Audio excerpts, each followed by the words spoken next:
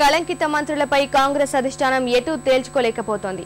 వీరి విషయంలో ఏదో ఒక నిర్ణయం తీసుకోవాలనే అభిప్రాయంతో ఉన్న అధిష్టానం ముఖ్యమంత్రి కిరణ్ తో సుదీర్ఘంగా చర్చించింది. ఈ అంశంపై తన అభిప్రాయం వెల్లడించిన సీఎం మంత్రి డిఎల్ వ్యవహారాన్ని సోనియా దృష్టికి తీసుకెళ్లారు. ఆయన్ను తప్పించేందుకు అనుమతించాలని విజ్ఞప్తి చేసినట్లు తెలుస్తోంది. అయితే వచ్చే నెల 10 తర్వాతే రాష్ట్రంపై దృష్టి పెడతామని, అప్పటి వరకు ఎలాంటి నిర్ణయాలు తీసుకోబోమని సీఎంకు అధిష్టానం చెప్పినట్లు తెలుస్తోంది.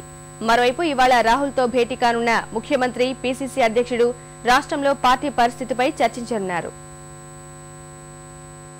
ముఖ్యమంత్రి కిరణ్ కుమార్ రెడ్డి, పీసీసీ అధ్యక్షుడు బొత్స సత్యనారాయణ బుధవారం ఢిల్లీలో తీరిక లేకుండా గడిపారు.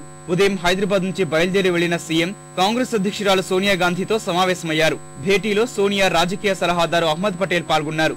అరగంట పాటు జరిగిన సమావేశంలో రాష్ట్రంలో పార్టీ, ప్రభుత్వం పరిస్థితి, జగన్మోహన్ రెడ్డి అవినీతి కేసుల్లో ఇరుక్కున్న మంత్రుల భవిష్యత్తు సహా పలు రాజకీయ అంశాలు చర్చించారు. కళంకిత మంత్రుల విషయంలో ఒక వైఖరి తీసుకోవాల్సిన అవసరాన్ని గుర్తించారు.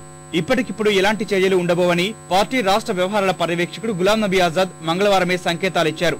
జగన్ కేసులు, తెలంగాణ అంశము చర్చకు వచ్చినట్లు విశ్వసనీయ వర్గాలు చెబుతున్నాయి. కర్ణాటక ఫలితాలు మే 8న వస్తాయి. మే 10న లోక్సభ నిరవధికంగా వాయిదా పడుతుంది. అప్పటిదాకా రాష్ట్ర రాజకీయానికి సంబంధించి ఎలాంటి కీలక నిర్ణయం ఉండబోదని అంటున్నారు.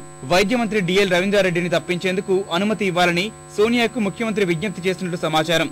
డిఎల్ ను తప్పిస్తే రాష్ట్రంలో రాజకీయ, నైతిక అధికారాన్ని ప్రకటించినట్లవుతుందని కిరణ్ భావిస్తున్నారు. కిరణ్ సోనియాను కలిసిన సమయంలోనే పీసీసీ అధ్యక్షుడు బొత్స, పార్టీ రాష్ట్ర వ్యవహారాల పర్యవేక్షకుడు గులాం నబీ ఆజాద్ ను, పార్టీ కార్యదర్శి కేబీ కృష్ణమూర్తిని కలిశారు. తర్వాత బొత్స, కృష్ణమూర్తి ఆంధ్రభవన్ కి వెళ్లి అప్పుడే టెన్ జన్పథ్ నుంచి వచ్చిన కిరణ్ తో భేటీ అయ్యారు. సాయంత్రం సీఎం కిరణ్ ఆజాద్ తో భేటీ అయ్యారు. రాష్ట్రానికి సంబంధించిన అంశాలపై గ్రామీణాభివృద్ధి మంత్రి జయరాం రమేష్ తోనూ కలిసి మాట్లాడారు. ముఖ్యమంత్రి, పీసీసీ అధ్యక్షుడు ఇవాళ పార్టీ ఉపాధ్యక్షుడు రాహుల్ తో భేటీ కానున్నారు. సమావేశంలో గులాం నబీ ఆజాద్ కూడా పాల్గొంటారు. అహ్మద్ పటేల్, జనార్దన్ ద్వివేది వచ్చే అవకాశం ఉంది. జగన్, తెలంగాణ అంశాలపై రాహుల్ అవగాహన పెంచుకునేందుకే సమావేశం జరుగుతోందన్న వాదన వినిపిస్తోంది.